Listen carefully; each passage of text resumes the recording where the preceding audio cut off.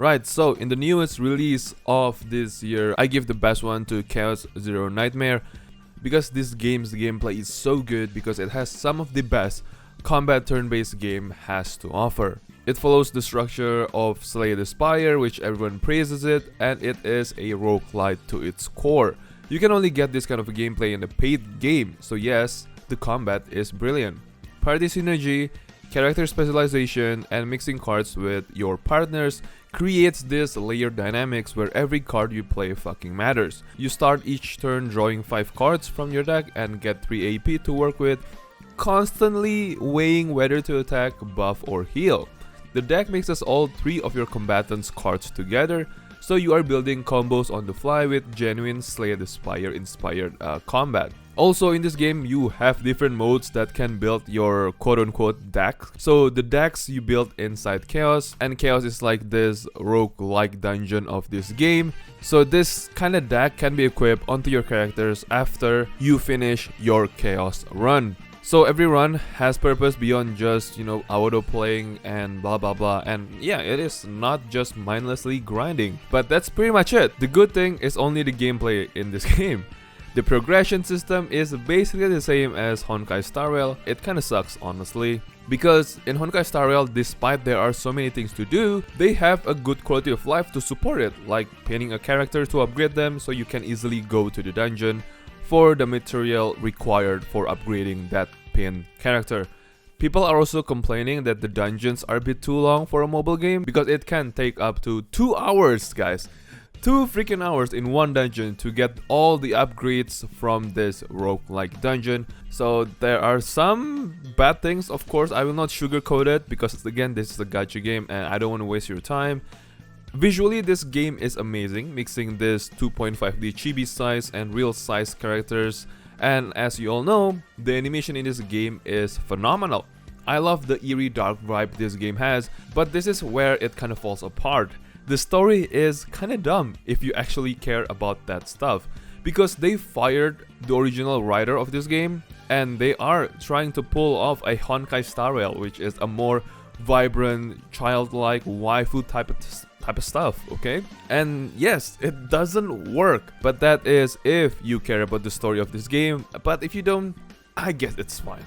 So Chaos Zero Nightmare has a good gameplay that you can only get in a paid game, which is really good. And there are so many challenges in this game. Some people say that these challenges can be like a progression block, but I think these challenges are just challenges if you want to tackle harder content. And I think that people who are complaining about these challenges, saying that it is a progression block, yeah, you guys have some skill issue, man, honestly. So yeah, that is the good part about this game, and the downside is the story, the quality of life, and the character progression. But then again, everything can be changed with an update since this is a live service game, and hopefully they will better the quality of life in this game. So fingers crossed. And yeah, this game is fairly new, so give it time to cook in the oven, and hopefully it's gonna be better than most gacha games nowadays. So check this one out, I still recommend it, and yeah, it's a pretty good game. Well, the most popular one is gonna be Honkai Star Rail, and there is no doubt about it. This is also the most accessible gacha games to most people. Yes, I do know about the HP inflation and blah blah blah, but let me speak, okay? Shut the fuck up, okay? Let me speak. Gameplay is genuinely good. Elemental weaknesses and break mechanics are keeping the fights very interesting instead of just spamming skills. But later in the end game, you can just auto everything. But come on, man, there is some challenge to this game also. First of all, character designs are top notch, and the story production and the production quality is insane with full voice acting and anime cutscenes everywhere. And not to mention, the voice actor in this game is absolutely top tier. Story is pretty good if you're into space opera stuff, though it is not my cup of tea, but again, I do enjoy it quite a bit. Look, I tried playing Honkai Star Rail in a new account, so it's gonna be like a new player perspective, and yeah, the game is genuinely fun. The story is a bit mysterious, the combat is really simple, satisfying, and quite rewarding in my honest opinion. While it is super accessible to a lot of players that want to try turn-based combat, I also love the dynamic camera angle when trying to do skill attack, basic attack, and ultimate. I know they got this from Persona, because Persona has the same thing where you choose certain menus, they change the animation and camera angle a little bit to make it more popped off. The relic system, not my favorite, and the progression is not my favorite, but they give you a lot of quality of life, and yeah, it kind of works somehow. So I think that is pretty good. The relic system, basically the equipment system of this game, not my cup of tea again, because everything is so randomized in this game. You gotta grind a whole lot, like in Epic 7 or Summoner's War. But there are some challenges to this game, like the memory of chaos and pure fiction is very challenging. But we have to mention the problem in the room, right? The recent HP inflation is very terrible for the newest content. Basically, newer endgame enemies have such ridiculous health pools that older DPS units just cannot keep up anymore, which basically forces you to pull for whatever new character they are shilling. People are pissed because content they used to clear easily, well, not easily in a certain way that it has no challenge at all, but like easily using the same team, like older teams. But now, you cannot do that. The relic grind is also pure suffering, man. You need the right main stats, the right substats, and then, pray to the RNG that upgrades actually roll into useful stats, just like in Summoner's War or Epic 7. But in those games, you don't have weapon gacha, and the energy or stamina you get from those games are generous. Unlike this one, you have to wait and wait and wait and wait, and Hoyo keeps making characters that need their signature light cones to actually work properly, which is scummy as fuck. I don't like this at all. Plus, the game is clearly designed around you pulling limited 5 stars since standard banner characters fall off the cliff in later content. I still think that Honkai Star Rail is such a good game that is developed or published by a greedy higher-ups that they think they can get away with everything. But if you don't care about the downside about this game, the HP inflation, the newer DPS, the newer characters, and just play at your own pace, I still think that this is one of the best turn-based gacha game in the market. And the best indie gacha game goes to Morimans. This is also a very underrated game, but I would say more towards an indie one, because more people already know about this game. So yes, Morimans, this one is very similar to Chaos Zero Nightmare, inspired by the likes of Slay the Spire. It starts off looking like a simple Slay the Spire clone, but quickly evolves into something way more complicated and engaging. The difficulty follows a smart ramping philosophy. Every encounter starts with 5 cards, same as Chaos Zero Nightmare, including cards that let you clone others, draw more, or cycle through your deck. Starting hands are simple and small, but escalate smoothly as you buff card power and increase hand size, leading to these insane 20 card combo sequences that pull off clutch wins from seemingly impossible situations. Enemies and bosses also ramp up their power the longer fights go on, but so do you. Meaning there's always a chance to play your cards right and turn things around, which is phenomenal in gameplay design. Each team Awakeners needs a plan for how you are gonna ramp up before enemies overpower you, whether that's stacking strength, poison, counterattacks, stealing buffs, or pulling resources into one Awakener for a massive 1-kill shot. It's hard to convey just how sophisticated Morimans gets after the first few chapters once you unlock more complex character kits. The options and synergy in moment-to-moment gameplay are vast and exciting, with so many viable strategies to keep combat from ever feeling stale. And people think that this game is a slop game, man. Like, why and how? But this is one of the best card battler you will ever play. I think even better than Chaos Zero Nightmare, because it doesn't follow, the progression doesn't follow the same structure as Honkai Star Rail, because this is their own game. The only downside about this game is the translation. The English or Mandarin or whatever it is done by ChatGPT or machine learning. But it's just translation, man. Like, come on. There's nothing wrong with this game because the combat design in itself, it's really good. Progression, very good. It is very free-to-play friendly. You don't need a single dime to play this game, man. Honestly, because the pity system is only 30 pulls. Insane. Oh, and also right now they are having their 2nd anniversary event, so I guess this is the right time to get back into this game or visit this game for the first time, because you will be getting a lot of rewards. And of course this game is also on Steam, so wow, just wow. So yes, Morimans, a very underrated indie gacha game, and I do recommend it. Try it out. It is better than most gacha games out there if you are not into auto battle and stuff. So try it out. Next is gonna be the best hidden gem, and I will argue that it is Sword of Convalaria, because not a lot of people are playing this game enough, including myself. This is also made by the same developer as Etheria Restored, and I have said this many times, XD knows how to make fun games. Well, probably not the best, but certainly very fun. So SOC has two separate modes, this one is really cool because the gacha campaign mode and a completely free-to-play story mode called Spiral of Destinies. That is over 120 hours long with resource management, relationship building, and 10 different endings, with zero gacha mechanics involved. The tactical combat is high quality with grid-based battles where you use terrain like cliffs, boulders, and obstacles to your advantage. Yes, you can knock off people off the grid. And unlike most gacha games, you will not have your fun ruined in by whales. You can play at your own pace, and there's nothing predatory about how the gacha is implemented. The story is genuinely good, battle mechanics are very fun, and there's a lot of love put into this game that shows.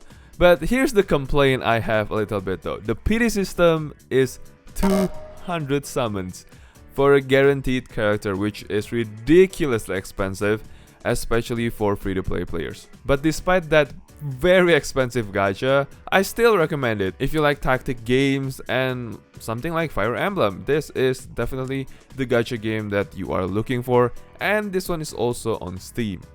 Now in this section, it is really hard to choose only one because every single one of them is free-to-play friendly in a certain way and a very good game. And those games are Epic 7, Etheria Restored, Brown Dust 2, and Reverse 1999. That is, in my opinion, the best free-to-play friendly gacha games in the market right now. Now I will just explain a little bit about all of these games. Okay, so let's start off with Epic 7. Epic 7 is one of the most free-to-play friendly gacha games out there. They throw free summons at you constantly, man. Events, anniversaries, and some good collab event. I think the last one was Free Errand, which is really awesome. Plus you get daily summon every freaking day. The good news about this game is even 3-star units are actually good, and they even get some specialty changes that make them compete with 5-star unit. Yes, I kid you not. 3-star units in this game are, well, not a lot of them, but some of them are super good. As long as you are not an idiot and blow all your currency on random banners, you can stay competitive in this game without spending a penny. Yes, you can basically be in the higher ranks in this game for PvP without spending a dime. Because I've experienced this myself. I think I've been into the masters in this game without spending a dime, so yeah, it's pretty good. But the actual grind in this game is the gear, not the gacha. The gear is just insanity, man. You will be spending thousands and thousands or even hundreds of thousands of energy or stamina until you get a decent gear. Oh my god. But then again, in the earlier stages of the game, they will throw away some good gear for you to use to complete all the PvE content that this game has to offer. So I think that is pretty good. So that's pretty much it about the reason why Epic 7 is one of the best free-to-play friendly gacha games out there. And not to mention, the animation is really good. Visually, it is phenomenal. It's beautiful for an anime fan, and the quality of life of this game is outstanding. Next is gonna be Etheria Restart. Now the good thing about this game is that there is no 50-50 bullshit. When you pull on a rate up banner, the featured character is the only one you can get, so you are not getting garbage characters that you don't want. No weapon gacha either, man, which is a massive win. You only pull 4 characters and that's pretty much it. I think this game is more like Epic 7 than something like Honkai Star Rail.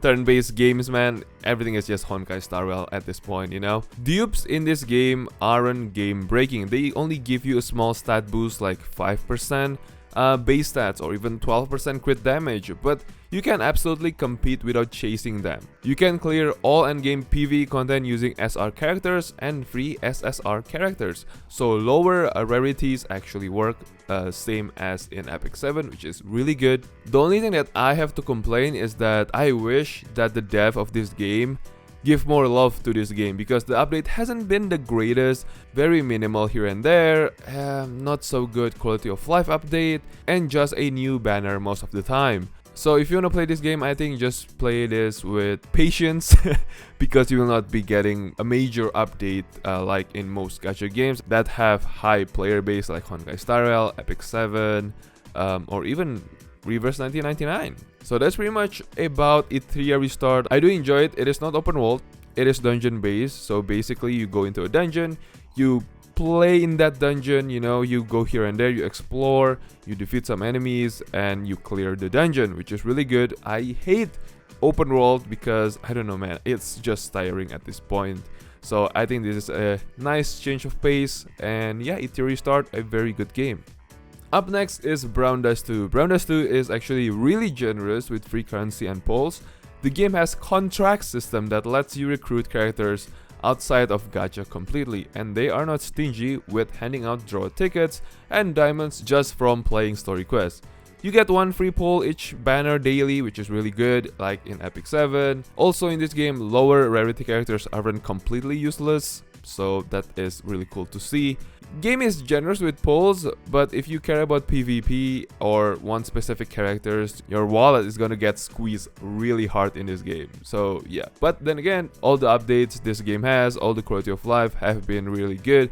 I think the community is really enjoying what this game has to offer. Even I don't see any bad updates in Brown Dust 2. So Brown Dust 2, really generous with pulls, but the pity system is 200. What a shame, but I think that's okay. You are getting a lot of currencies, you are getting a lot of pulls, you are getting a lot of rewards. So I think it is pretty fair. Just play this game, it is really good. It is a grid-based, somehow like a real-time turn-based combat. I don't know how to say it, but it is really enjoyable. And of course the fan service is amazing. The last but not the least, in my opinion, the best one is Reverse 1999. Well, it is almost the same thing as most of these games, you know. Lots of rewards, and most of the time, lower tier units are not useless in this game. Very fun, but here's the thing though. This game is more amazing in the story department, and yes, we have the best storytelling section in this video in the gacha game market as of right now, and it is going to be Reverse 1999. There's no doubt about it. Best storytelling, best story, best writing, whatever you want to call this one. The story and character in Reverse 1999 have serious depth. They use real human history timelines and weave in actual historical events and people, which is so well done that you will find yourself googling stuff just to understand the connections better. The whole game feels like reading an amazing book, a novel, with amazing artwork in this game, high quality voice acting, and cinematic music. Some people have gone 14 hours straight, man, because the story is that compelling. You get attached to characters through their side stories that show why they are who they are. And the best part is, you can enjoy the entire story without hitting paywalls, which is rare as fuck for a gacha game, right? The combat system is intricately designed that requires actual strategy, where character combinations feed off each other, so it never feels like a robotic chore. If you are into slower paced visual novels with deep storytelling, unique characters, and brilliant RPG combat, I think this is the one for you, man. This is 100% worth checking out. This is the best in this list, like in this video.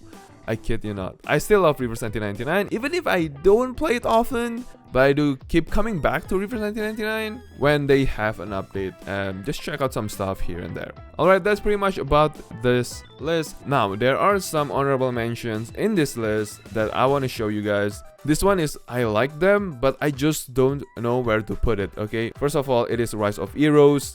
Now, this game is on Steam. Yes, this is a very 21 plus. There is corn in this game, alright? So beware of that, but the game is really enjoyable. The game is turn-based. It is surprisingly a good turn-based game. And yes, you can auto it. Visually, it is stunning. You have a lot of waifus in this game, and you have a lot of corn in this game. So I guess if you enjoy that kind of stuff, this one is worth checking out. The next one is gonna be Brave 9, basically Brown Dust 1. It almost plays similar to Brown Dust 2. Well, I guess this one is a more dungeon-based type of game than a semi-open world like Brown Dust 2. but the combat, the progression, the waifu, it's all the same. And the last but not the least is Octopath Traveler. This game is just amazing in many ways. I think combat-wise, Octopath Traveler is the best, because it has this boost system which lets you be more strategic with how you want to tackle some enemies. And there is a break system, same-ish like Honkai Star Rail, but in this case you can use your equipment if you want to break them, not just elemental weaknesses. So that is really good, like pierce, slash, or whatever it is this game has. So there are a lot of strategic depth into the game, and it's just beautiful. This game is just beautiful. Visually, it is a pixel art style 2.5 HD remix. That's how Square Enix called it. This game is good, beautiful, stunning. Combat is really strategic for a turn-based game. And yes, you can auto it, but the auto is so shitty that I would just consider playing it manually. So I guess that's pretty much it about this video. Now, I do want to confess that I don't really play all these games regularly. There are some games that I play every day, which is for turn-based games, which is Girls Frontline 2 and Honkai Star Rail. Yeah, as much as I hate to admit it, I still play Honkai Star Rail every day. I know the game is kind of shit, but the dailies are pretty okay. I love the character design. I love the visually stunning graphics. Alright, it is such an eye candy for me, and same goes for Girls Frontline 2. The model, really good, man. I think it is the best in the market in my opinion. Gameplay wise, it is quite simple, turn-based tactical RPG. So that's pretty much it. This is what turn-based game is worth playing in my opinion in each category. Well, I guess anything that's worth playing is according to your own enjoyment, so take this list with a grain of salt. But hopefully I did help you guys to check out some new games. There are a lot of turn-based games in the market, but this one in my opinion is the best one. So let me know what you guys think about my list. Hopefully you guys enjoyed the video, and I'll see you on the next one. Bye guys!